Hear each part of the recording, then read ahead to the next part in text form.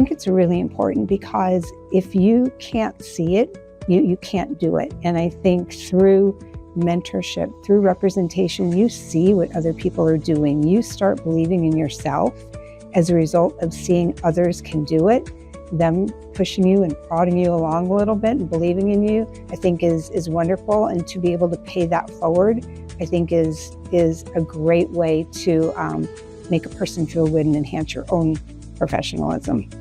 Representation is very important in our industry because it rewires a belief in women that they don't have to change who they are. They don't have to be a different person or act a different way to have a seat at the table, to run a company, to run a territory, that they can be their genuine self by seeing the examples of others and being able to glean from them best practices and other people that have been in their shoes, possibly, as a mother or as someone just pioneering into this industry.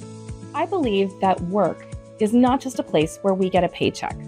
Work is where we spend 8 hours of our day and then some. So during that 8 hours, don't you want to have a sense of community, collaboration, and have a variety of different voices that spark creativity, spark advancement, and spark change? That collaboration is a great way to bring diversity, inclusion, and really make sure that everyone has a chance to be heard, seen, and valued.